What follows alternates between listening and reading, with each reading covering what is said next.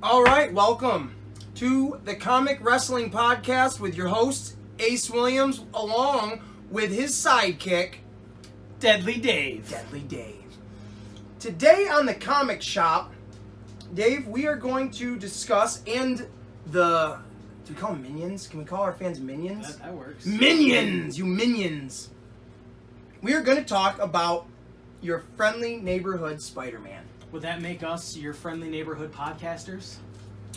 It would. Spider-Man. I don't know if you guys can see it, but the other side looks like shit. Yeah, we're your friendly neighborhood podcasters. You can refer to us to that whenever you see us in public. If you ever do see us in public, I don't know. Dave, we're just gonna jump right into Spider-Man. Okay. Actually, was there anything you've done in like last couple of weeks? Well, this isn't a normal recording for one. Normally we record on Sundays. Not that they would really know this, but I've been a little under the weather, as you can probably hear. Yeah. So today is a really good day. I'm feeling a little bit better, so it's a Friday. Yeah. We're recording on a Friday, which is a little different. A little different, yeah. A little different, but it's awesome. It throws, changes it up a bit, which is nice. I feel like there was something I wanted to discuss prior to this, but I don't think, not comic book wise anyways.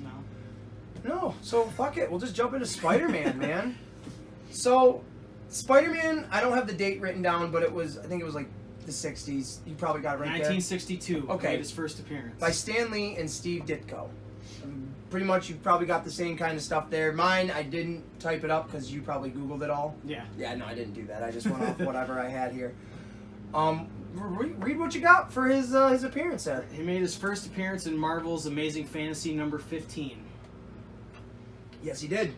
I think I have that comic somewhere in my collection, but I don't have it in the stack. It would probably take him hours to find it. Oh, it's for real. That's a joke. That's a real joke. You want to talk about movies? What do you want? What kind of Spider? This is kind of. of. You know what? I'm going to ask you, since I know what I want to talk about with Spider-Man and what he means to me.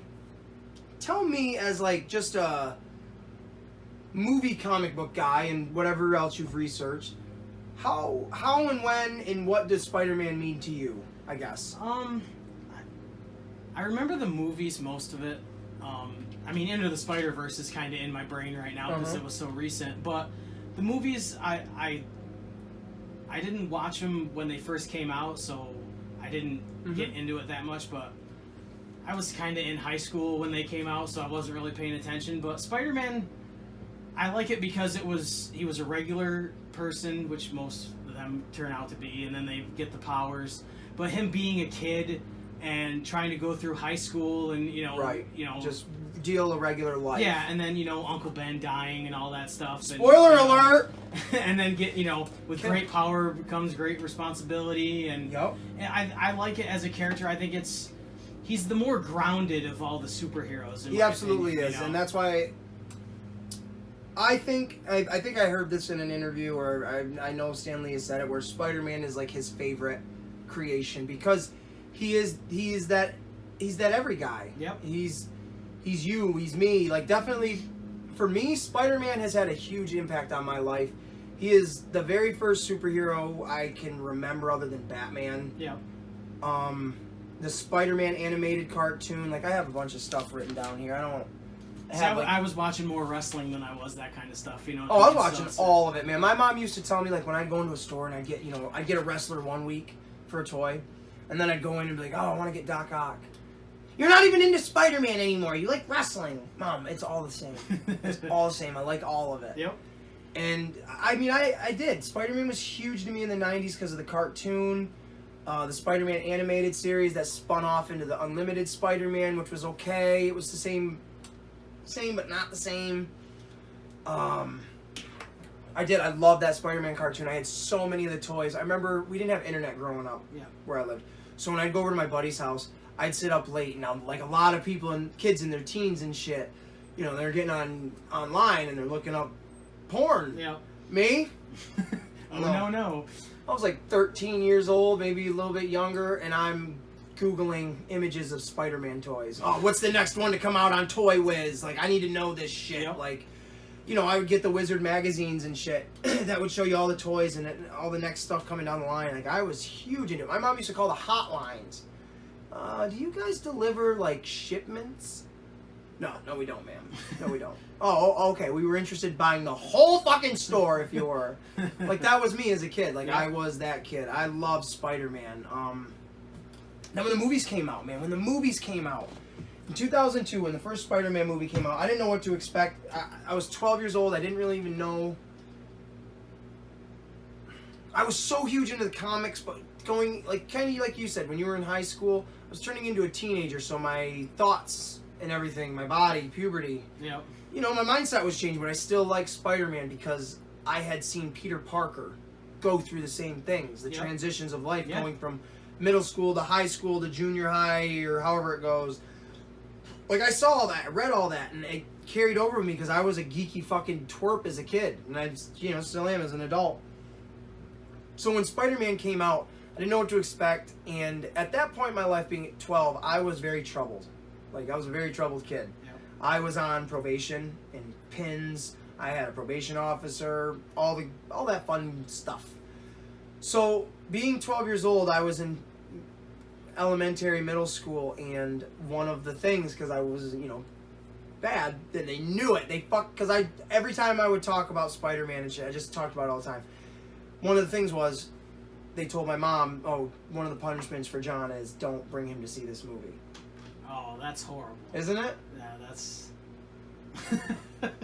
Oh, no. 2012, I think it was May 4th, opening day. It was a Friday. My mother, against her good graciousness, got me out of school early.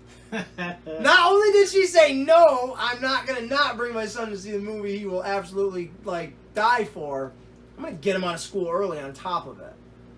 So, she got me out of school early, and her and I went and saw Spider-Man in theaters. I was in awe. I was like, oh, man, I want Green Goblin's outfit. I want Green Goblin's glider. It is a really good movie. It's so goddamn good. It is. I don't think I've seen a bad Spider-Man movie, to be honest. In my opinion, I won't say I've seen a bad Spider-Man movie, Spider-Man 3, and we're going to get to that. Yeah. But there's reasons movies are bad. It's not a bad movie. There's just bad parts of the movie. Like, where Batman and Robin is a bad movie. But you can find parts of it you like. Right, that's a bad movie that you look for good qualities. Yeah. Spider-Man 3 is a good movie with bad qualities. Right? That's fair enough. So... yeah, Spider-Man 2, I'm going to read right off my list. I don't normally do this, but I have notes. Like, this is a new thing for me. I don't ever have notes. So, Spider-Man, Tobey Maguire, he was Spider-Man, Peter Parker, and he is mine. He is my Peter Parker. He's the Michael Keaton that is Batman to my Tobey Maguire of Spider-Man. He was in all three of them. There was a Sam Raimi trilogy, which I'm a huge Sam Raimi fan. Yep. I loved The Evil Dead in the 90s, so when I knew there was just so much riding on this movie. I was like, Mom, I know I'm only 12, but I'll kill the world if I don't go see this movie. So I go see this movie, and it was fantastic, and it changed my life. It really did. Kirsten Dunst was Mary Jane. Never, ever did I fall in love with her character or her portrayal as that character. I just don't like her. But I loved Mary Jane. I liked her story in it. Yeah. And I never have a problem with it. James Franco is Harry Osborn. Amazing. I think he's just awesome. He's got a great range. He really does. He does. Yeah. He's so underrated too. Yep. He really is. He's awesome. I just watched 127 Hours like a month ago. Man, that movie, I felt like I was going to pass out watching him rip his fucking arm off. Like, man, that was Spoiler alert. Spoiler alert, he rips his arm off and an alligator eats him. That didn't happen.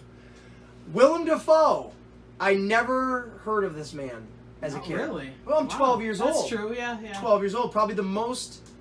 I mean, I watched horror movies, so I don't want to say the most intense movie I've ever seen was this. I've seen horror movies up the ass before this, but like I've never seen Boondock Saints. Yeah. As a kid, I didn't see that movie until I was probably almost 20, honestly.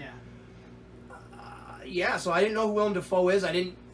Green Goblin in the comic books. If you're a comic book person and you already have this mindset of like, that's not how I portray the Goblin. Like, because you don't have voice to go with the pages. You make up your own voice. Yeah. Willem Dafoe nailed it. Man, he nailed it as the Green Goblin. I wish he didn't die in the first one. All this shit's gonna be spoilers. If you ain't never seen these, if you haven't seen it, you're a long time. Right, too late. like most of our videos, or not videos, but our podcasts about movies that have been out for over a decade are gonna be fucking spoiler filled. Nick Phillips, spoiler filled. Nick, spoiler filled. Catch up on your shit. Shout out, brother. Probably the only one you'll get. Just maybe, I don't know, maybe. Rosemary Harris as Aunt May, awesome. Like that's the Aunt May I envision as a kid because she's an elderly woman. Yeah. I know there's different versions of Aunt May, but up to that point in the '90s when I was reading comics, you really only had one version of those characters. Yeah. Like Miles Morales right now as Spider-Man, he didn't exist when I was a kid. I know there was a Spider-Woman, but I didn't read into her. Spider-Man 2099, yep. I loved it. Ben Reilly, Spider-Man, Scarlet Spider, the whole fucking Clone Wars, awesome. The Jackal, Miles Warren. It's just, I go on forever about that. I love it. But the movies. Cliff Robertson was Uncle Ben. Yep. He played an amazing Uncle Ben. I still get teared up when he's holding on to Peter's hand and he's just, Peter. See, I do a little bit when Peter's yelling at him and shit too. Like, you know what I mean? Like, that's a really emotional scene. It is because too. He's just trying to help him and you know, he can't see that he's trying to help him. Especially if you're someone who, when you saw that movie, you didn't know he was going to die, right? Yeah. Or did you? I to be honest, I can't remember. Yeah. Okay, but like for me going into it, yeah, you know he's going to die. You know it. But yeah, it's still when he's performing that and he's yelling at him and he's like, you know, get off my back. Yep.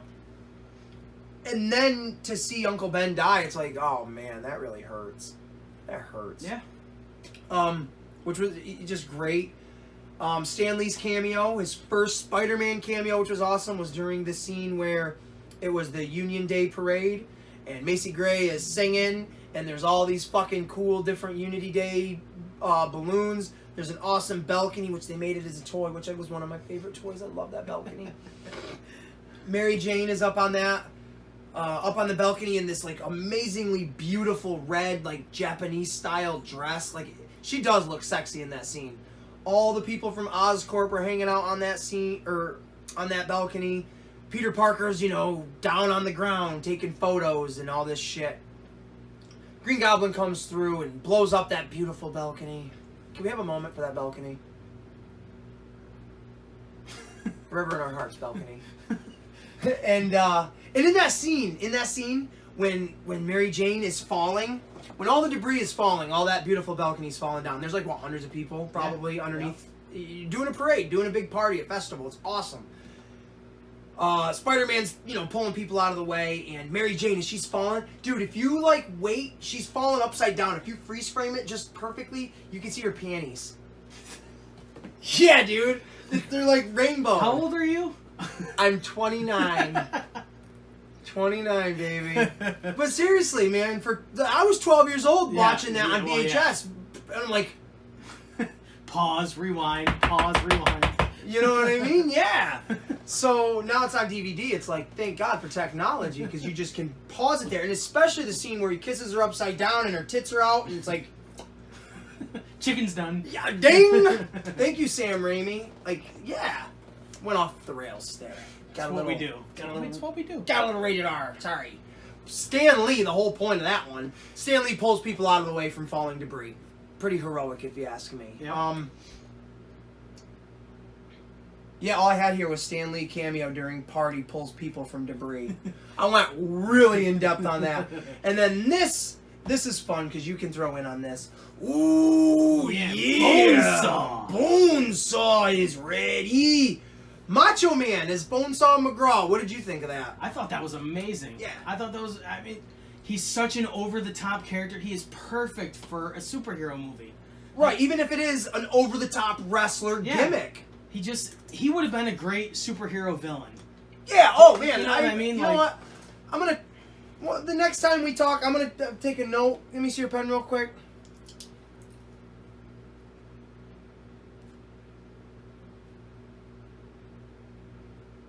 Is that how you spell it? Yep. Okay.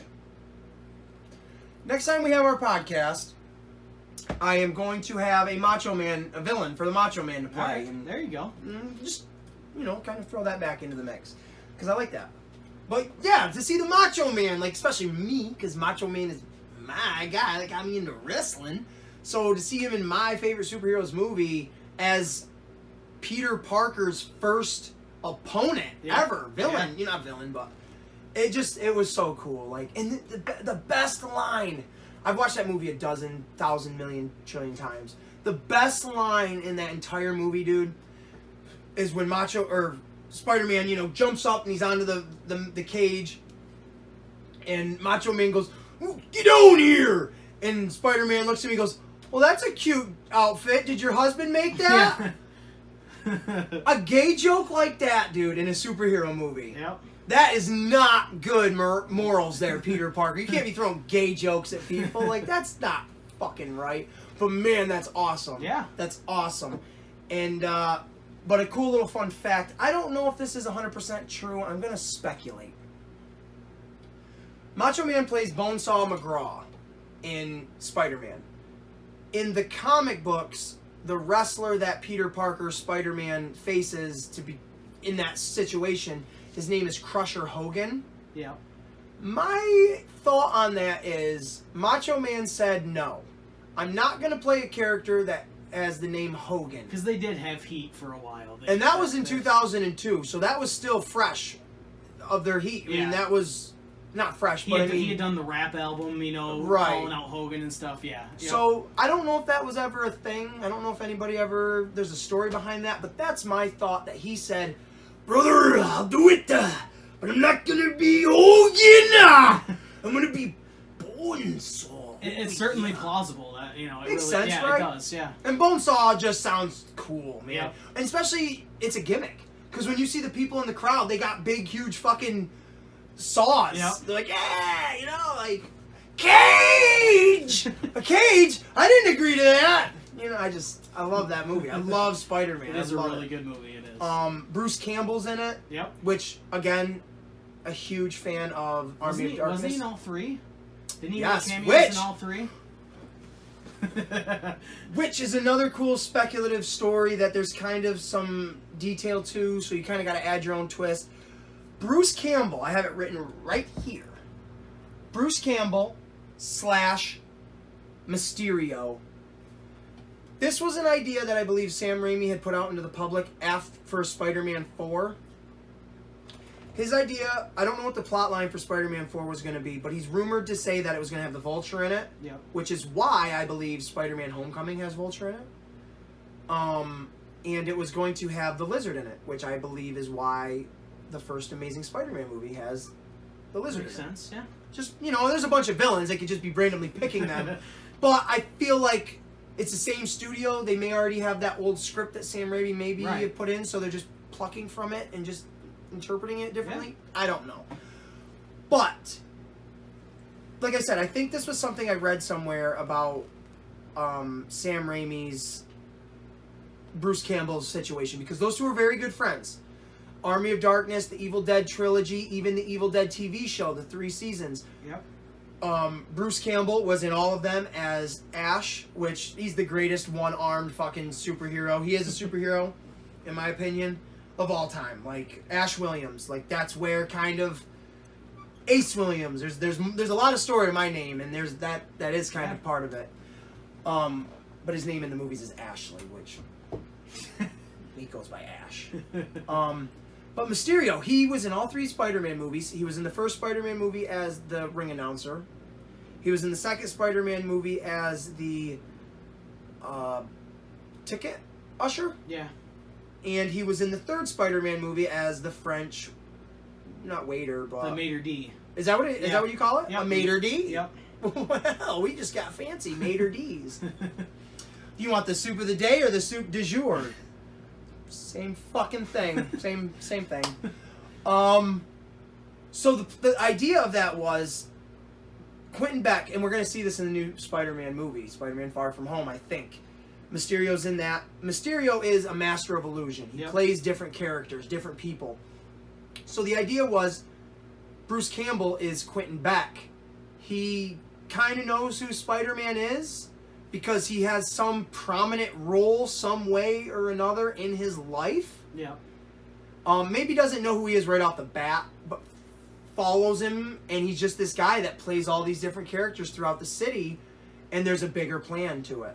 And I always was like, oh my god, Bruce Campbell is a villain? That would be so over the top. Yeah. Because Mysterio, in the comics, how I've always read him and how he was portrayed in the cartoons and video games up until this new movie, I don't know how he's going to be done.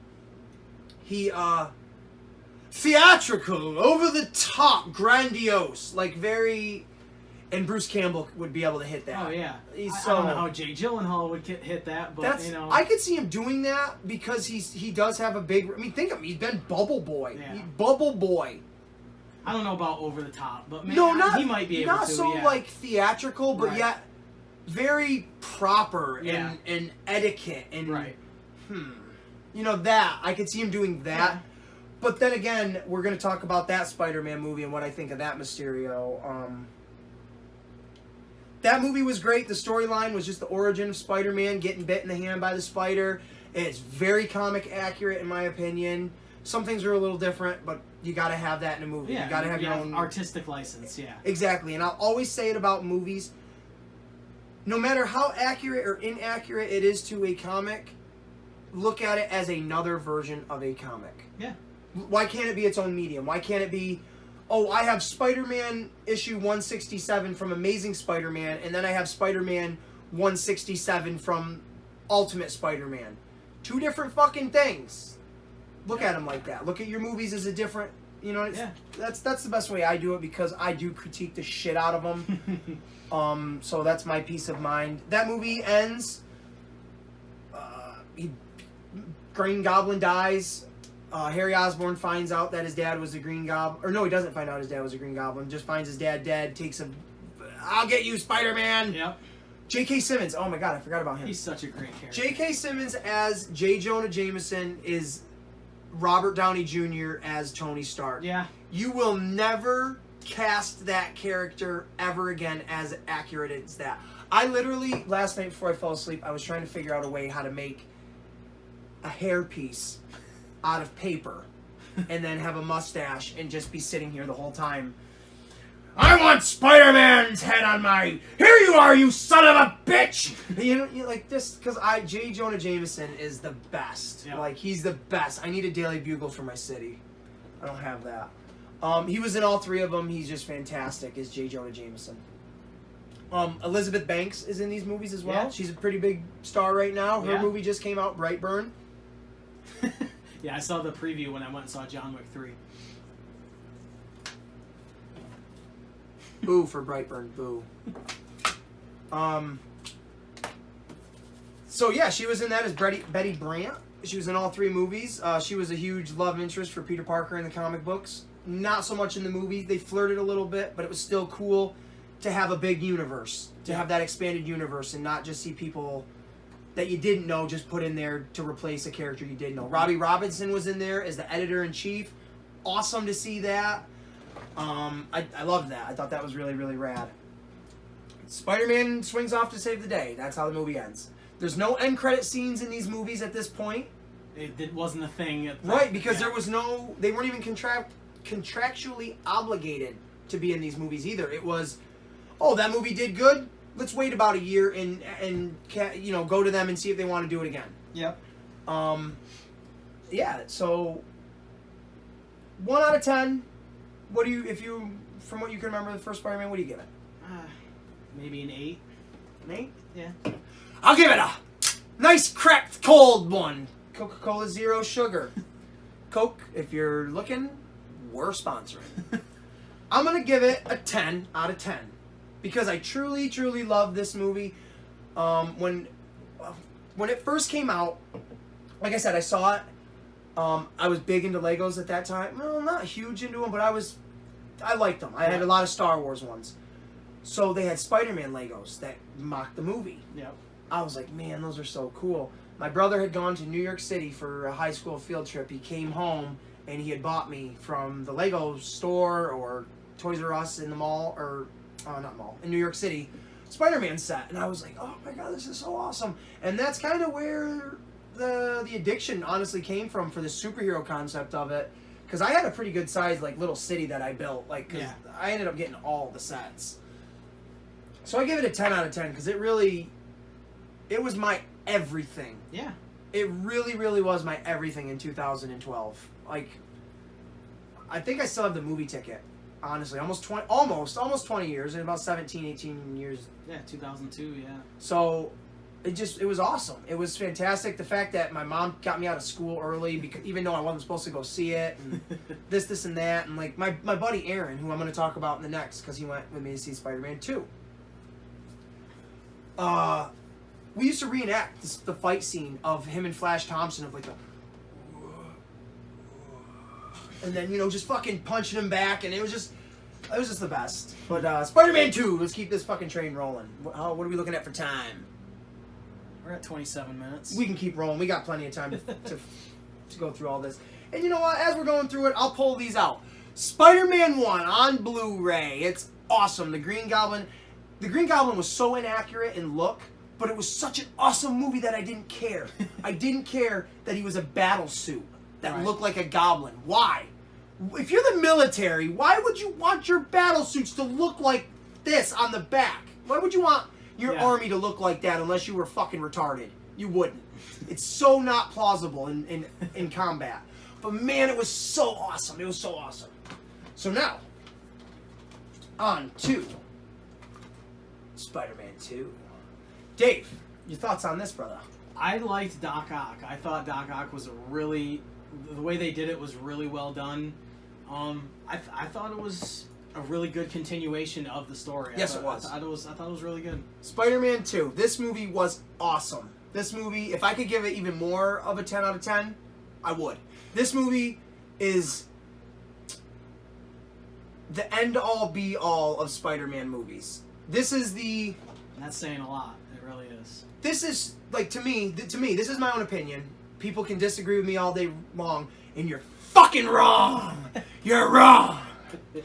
You're wrong. Batman 1989 is the best Batman movie of all time to me. Best. Yep. This is that of this universe. 100%. Your villain was on point. Your hero was struggling to be a hero, but yet he was still the hero. Mary Jane was I was more interested in her character in this one. Harry Osborn, finds out who fucking Spider-Man is in this one. Yep. That's a great addition to it. It really is. Like, my buddy Aaron, this movie came out in 2004. I was 14 years old. Still loved Spider-Man just as much as I did 10 years prior. Right. You know what I mean? I still loved him, even being 14 years old. Tobey Maguire's back. Kirsten Dunst is back. James Franco's back. Alfred Molina. Smashed that character out. Just killed it. He was Doc Ock. Dr. Otto Octavius, the sympathetic villain, yet I will kill them. He killed my Rosie. I'll kill him. He's just villainous. Yep. I mean, in that scene where he murders the doctors, that's like, holy fuck, he murders people. Like, his arms are just, killing them. Yep. Awesome shit, man. Awesome shit for a superhero movie at that time. J.K. Simmons is back as Doc Ock. He's not Doc Ock. Could you imagine? That would be over the top. Over the crazy. top. Yep. He's back as J. Jonah Jameson, which is fucking rock on. I love it. Because even the Daily Bugle is a character. Because when you're in J. Jonah Jameson's office, you see newspaper clippings of Green Goblin and Spider-Man work together from the previous fucking movie. Yeah. You know what I mean? So, and that continues into the third movie. Because then you go back into the Daily Bugle, you'll see the same picture, and then you'll see the Doc Ock one still at large, and it's like, oh man, this universe is so awesome. Yep. So, Rosemary Harris is back as Aunt May. She has an awesome performance in this. I really liked her in this one. The train scene when him and Doc Ock are fighting on the train, that was probably one of the coolest fight scenes of all time. And he doesn't have his mask on, and at the end, the people right. see him, and when they don't reveal Right. it or anything. You want to go to him? You gotta go through me. And the whole fucking city comes together. Now they did that in the first Spider-Man movie. They did. During when Peter is trying to save the kids with the like the trolley, like the what the fuck would that be though? Not a trolley. It's it's a trolley on a zip line. What the fuck is that? I can't even think of what. Zip line trolley.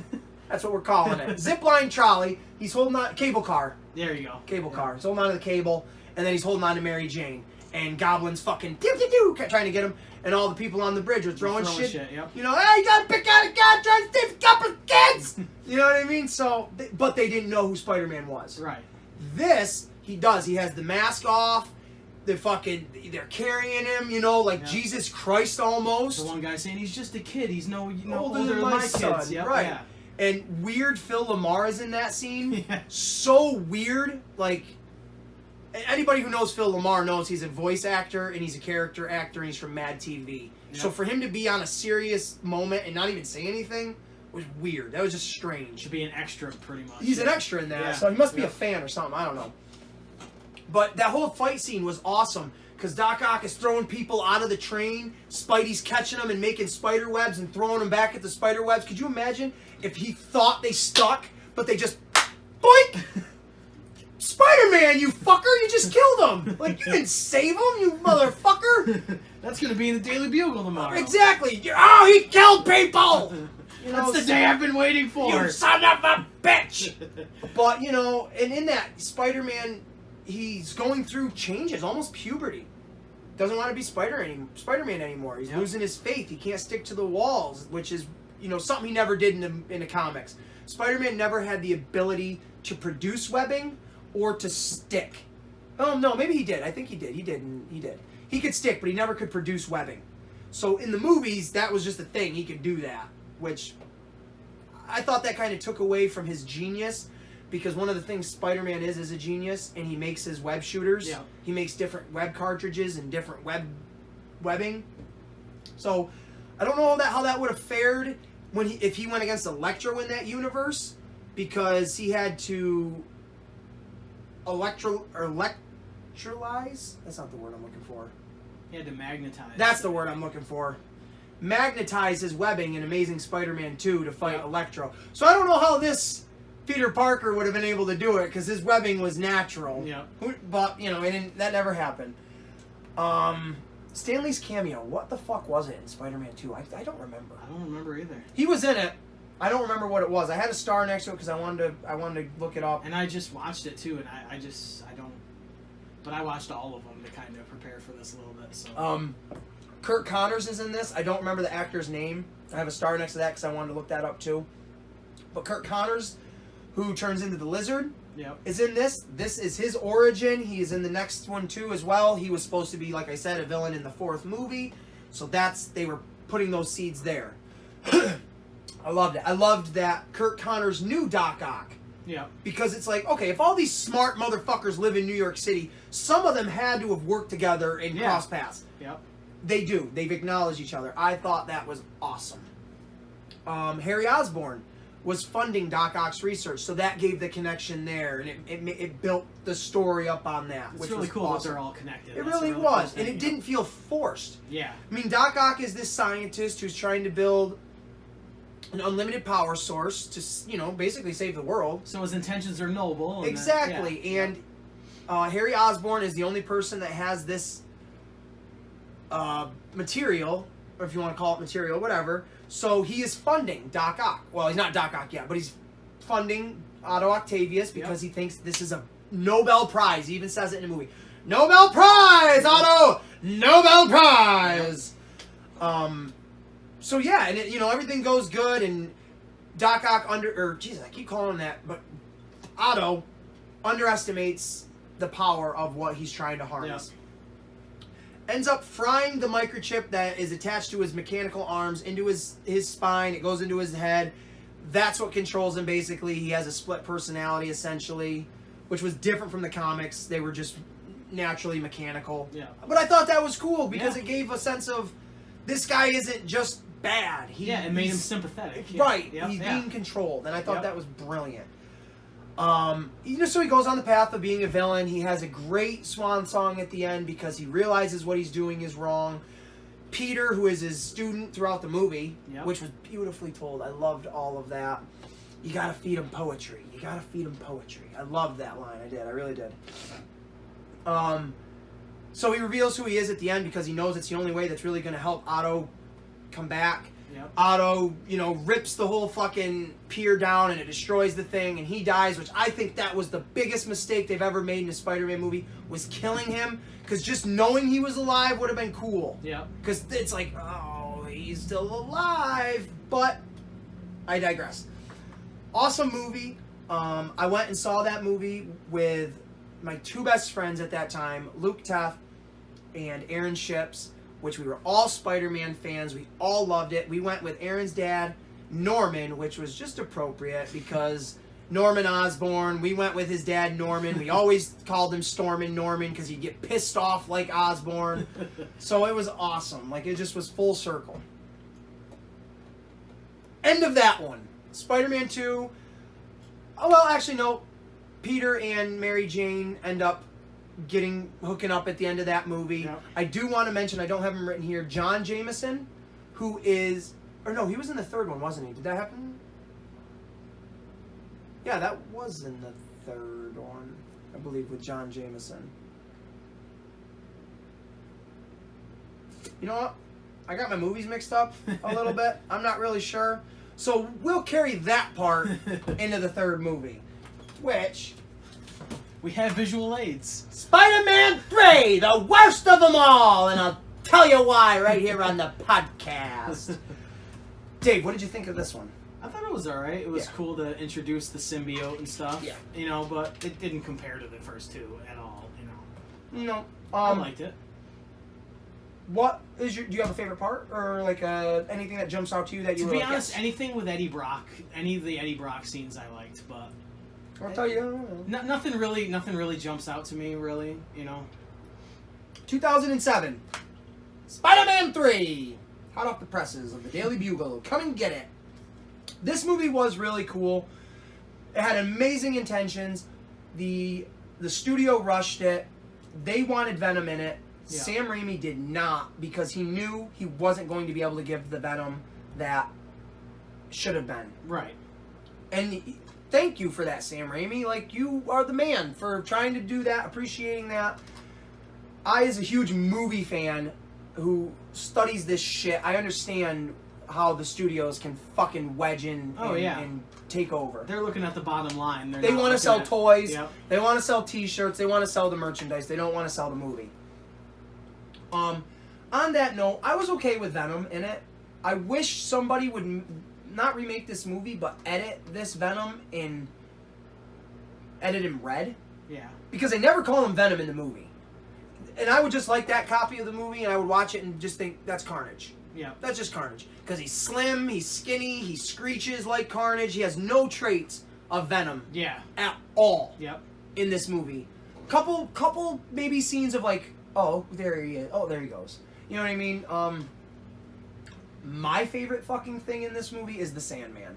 Yeah. Oh, yeah. That's the Sandman. I love the the Sandman. guy who played it was Thomas Hayden Church. He really did an amazing job with that. I have almost not every Sandman toy, but I have a lot of Sandman toys. Flint Marko is just the Sandman. He is awesome. He's right there on the back. Can't really see him. He looked like him. By the way, I give this a 10 out of 10. What do you give this? I'd give it a 9. There you go. 9 out of 10. But you're more into this than I am too. Well, you know yeah. what I mean? Oh, yeah. No, 9's a good number. So, I'll rate this movie right now. I give it like a 7 or 8. Yeah, I'll give it an 8. right. I'll give it a solid 8. Okay. I give the Sandman a 10. Oh, yeah. He just was sympathetic. Now, I went full circle. I went with my mom. I was 17 years old. I went with my mom to see the final Spider-Man movie. It was just poetic. She fell asleep during the beginning of the movie, and she'll tell you that. Right now, she'll tell you that. If I call her up and said, hey, Mom, you remember Spider-Man? Oh, the one I fell asleep during! Yup, that's the one. Sandman was awesome in that fucking movie. The visuals for that were so cool. Like when he fell in that big turbine thing, I don't know what it was. It was weird.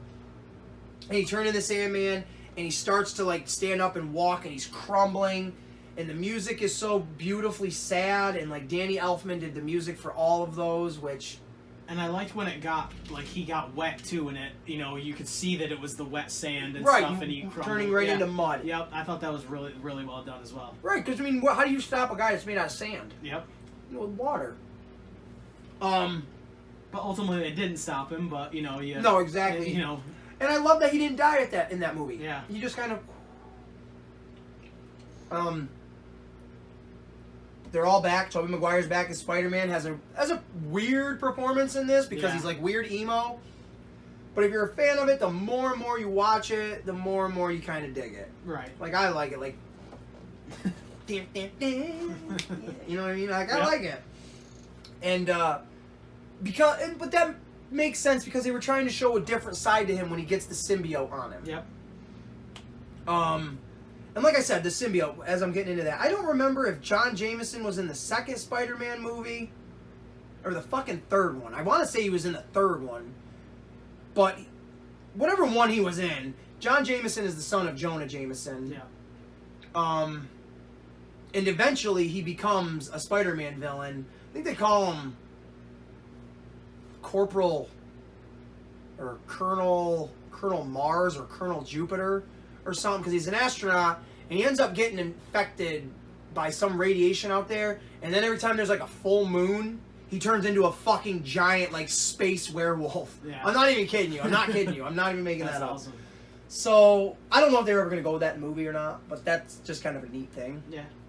And he's the guy that brings the symbiote to Earth because he's an astronaut. Right. Crashes, boom, there it is.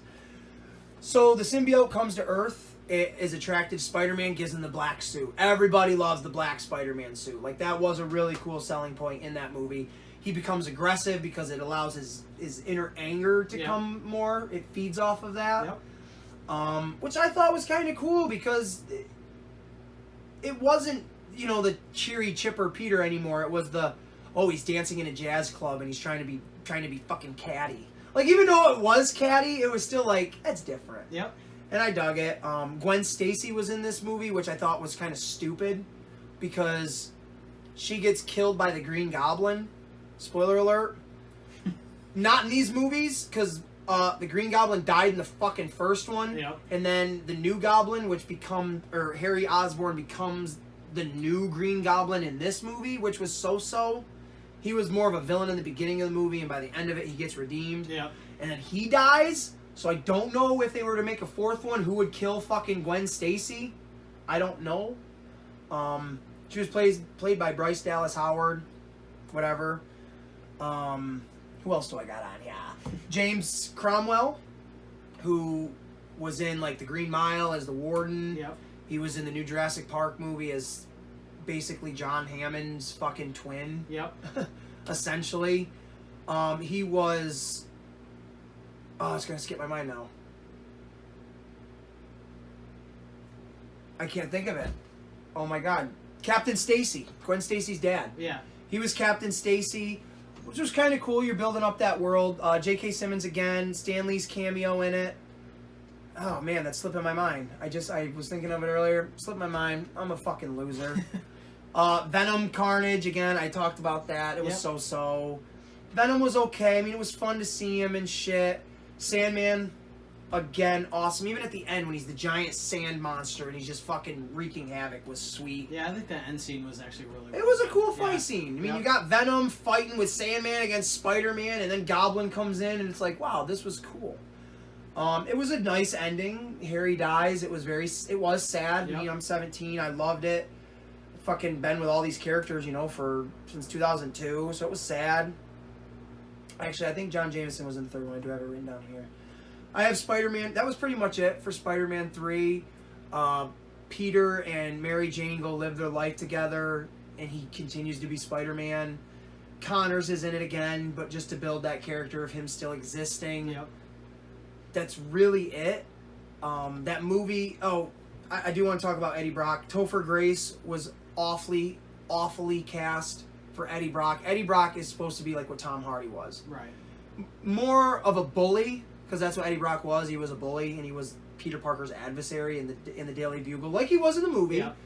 But Topher Grace does not give me an intimidating vibe. Right.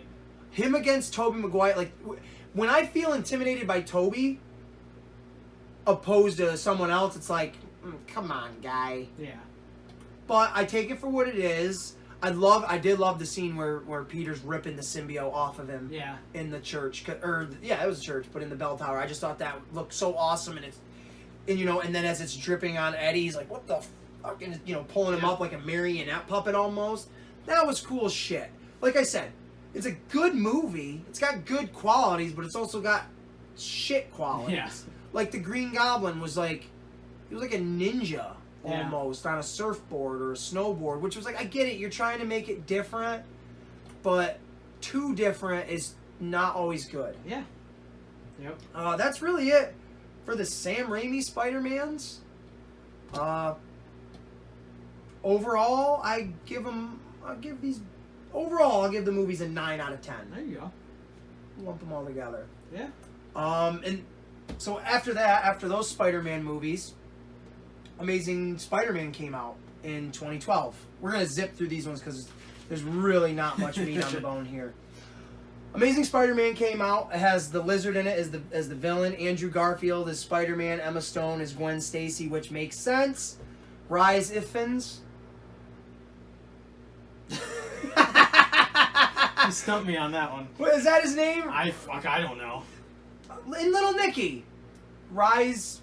Reese, I think you would. Reese Ifans? I think you would say Reese. I don't know what his fucking name is. Goddamn British guy and shit.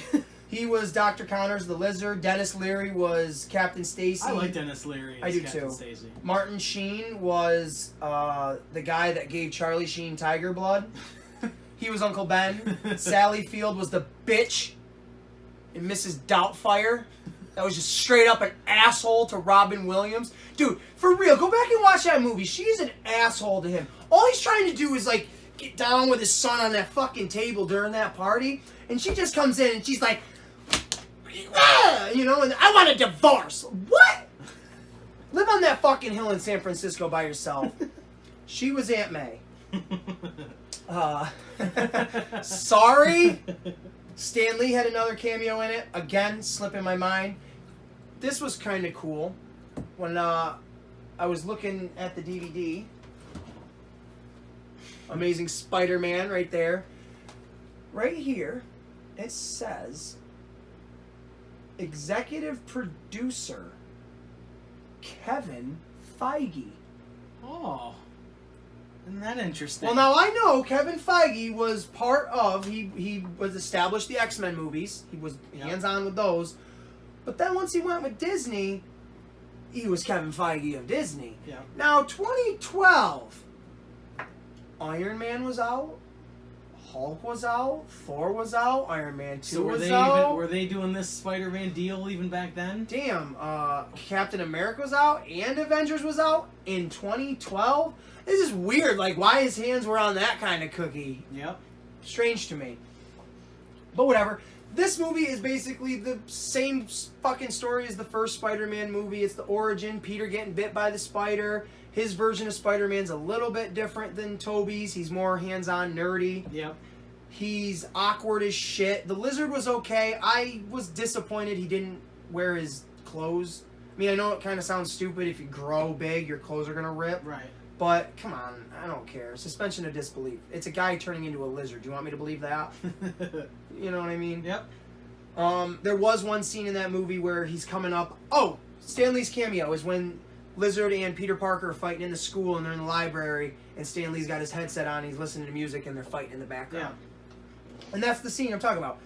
Lizard comes up out of the fucking toilet, literally fucking busts up out of the toilet, and he's wearing his lab coat. Yeah. And it's like, oh, he looks so cool, and then it rips off. I'm like, oh. Now he's like a big naked fucking lizard. Mark Webb was the director of both of these Amazing Spider-Man movies, which I just always thought was kind of funny. His last name was Webb, Spider-Man. I went and saw this with my buddy Dylan Tift, not Teft, like the last guy, And my late, great homeboy for life, Toddy Wilson. I went and saw this Spider-Man movie with one of my absolute best friends in the whole wide world, my brother, Todd Wilson. And it was just a great time to go see this movie with him because it was awesome. This movie did have a end credit scene where the Lizard, Dr. Connors, is sitting in prison, and you see this mysterious figure like talking to him and standing in the shadows. You never see him. The character's name is Mr. Fears. He is the guy that originally brings the Sinister Six together.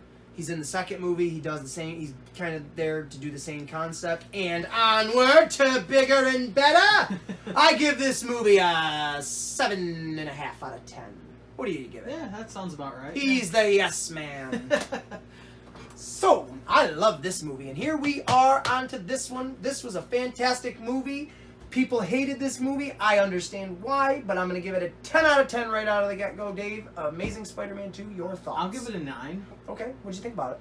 I like Jamie Foxx. I thought he played his character really well. Having the Rhino in it was actually really cool as well. I thought it was really good. Okay. This movie, I really loved it. I loved the story. It built off the first one. It's got all the same people back in it. Jamie Foxx is Electro. This is him. I thought he was... I liked his version of Electro. They could have gone deeper with him, but they did cram a lot of shit into this movie. I liked it, though. I really did. You've got Dane DeHaan as the new Green Goblin, the new Harry Osborn, which that was the part that was rushed, but I personally loved it. Yeah. Because he looked cool. He was like a mashup of the original two Goblins in the first two movies with like the tech armor, but not so stupid. Not as campy. Yeah. Yeah. I really liked it. The Rhino, I won't lie, he's one of my favorite Spider-Man villains. I was a little disappointed he wasn't any longer. Paul Giamatti plays him. Yep. He plays Alex O'Hearn, or I don't know what. Alexis Sezevich, or something like that. I think that's the version they went with in the movie, the Russian. I thought it was cool, though, in the beginning, because it shows you him doing other shit other than fighting a supervillain, which he does become later on a supervillain. He's driving a big fucking truck. He stole stuff from Oscorp. It's the beginning of the end of his high school career. The graduation is going on. His girlfriend, Gwen Stacy, is giving a fucking eulogy. Yep. She's giving her eulogy, folks. Spoiler alert, she dies at the end of this movie. If you go back and you watch the movie after you've already watched it and you listen to what she says, it speaks volumes for the tone of this movie. Again, he steals shit in the beginning of the movie. Spider-Man's there to save the day. He goes, saves the day. He pulls down his pants. Pulls down Paul Giamatti's pants because it's just a funny moment. And if you look closely, there are little rhinoceroses on his underwear. Sets up fucking... That's foreshadowing for him to become the Rhino. Because I'm assuming somebody went to him and said, hey, we're going to make you a mech suit. What do you want to be? I want to be a Rhino. Hey, all right, that makes sense. You got Rhino on your undies. Spider-Man gets to the high school graduation. He's swinging in. He's taking off his mask and everything. And who says what? Hey, I know that guy. Stan Lee, his cameo. I didn't forget this one. I remember that one. Loved it. BJ Novak was in this movie as Alistair Smythe, which was awesome because that only built on even more things to come, like the Spider Slayers or the Kingpin, which could have happened, but it never, ever did. Sinister Six Easter eggs. At the end of the movie, there is two end credit scenes. Well, there's an end credit scene, and then there's kind of a thing in the credits themselves. Yeah. The end credit scene is Harry Osborn sitting in prison.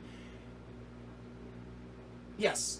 And Mr. Fierce comes to him. You don't see his face, and he says, we're getting the plans prepared, or something like that. Next time you see Mr. Fierce, he's walking through fucking, like a facility, and you see, like, Doc Ock's mechanical arms. You see the Vulture's mechanical wings. You see the Rhino suit. Yep. In the trailer, in the Amazing Spider-Man 2 trailer, they show that.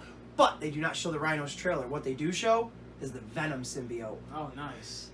I don't know why that was in the trailer if it was never in the movie, because that's an awfully big thing to say, hey, we got this, but then to say, hey, we don't got this. I didn't care either way, because the other in-credit scene was it showed you the Vulture's wings. It showed you Kraven's fucking shield with the lion's face on it. It showed you what I thought was Mysterio, but it was actually going to be the Chameleon, which I thought was really cool. It shows you like his face was smoke. Doc Ock's arms, the Goblin glider. So it's like, that's going to be the Sinister Six. It didn't happen. This movie ended right here, which bothered the shit out of me because this movie was awesome. Electro in Times Square, when he's freaking out, doesn't know how to use his powers, sees himself on the fucking big screens, and he's so overwhelmed with the ego, and he just gets so caught up in the moment, and he starts fighting with Spider-Man. It's awesome. The conflict between Peter and Harry and Spider-Man and Harry, and you know who he is, give me his blood, I'm not going to help you. It's interesting because you haven't seen that version yet. Felicity Jones, whatever the girl's name was in Rogue One that played Jyn Erso, she plays Felicia Hardy in this movie, who eventually becomes the Black Cat. I thought that was really cool because that would have been really cool just to see that. I went and saw this movie with one of my other really great friends, Mr. J. The music in this movie was fantastic. Yeah, it was. I really loved it. Korn did Electro's music, so if you're listening to the music and you hear like, they hated me, whatever the fuck he's saying, that's John Davidson from Korn, that's saying cool. That shit. So that was really, really cool. This Amazing Spider-Man 2 movie I loved it. Even though people said, oh, it was bad because they crammed so much stuff into it, which they did.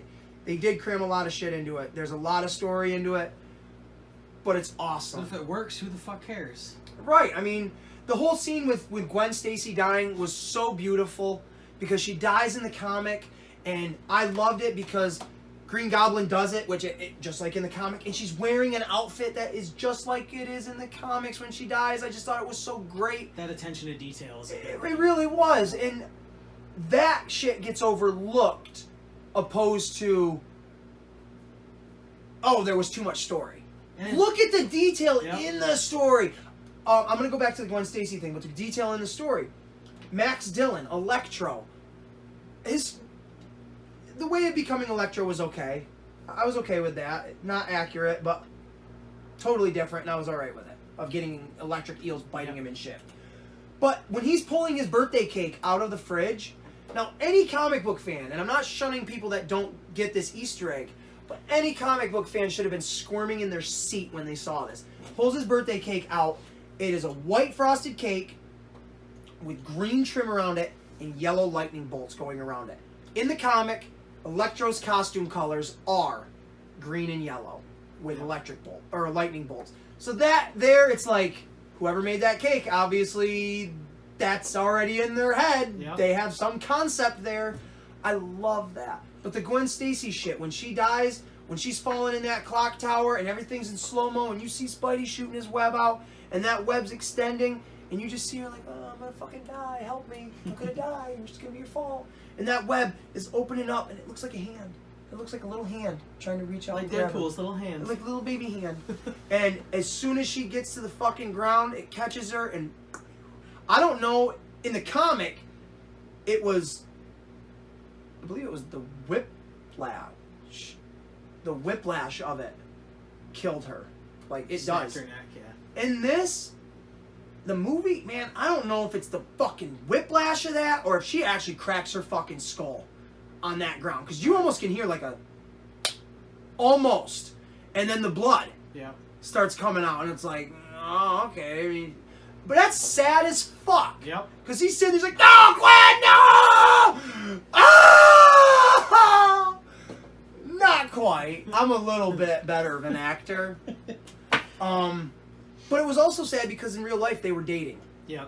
So he probably pretended like, oh my god, he really fucking died.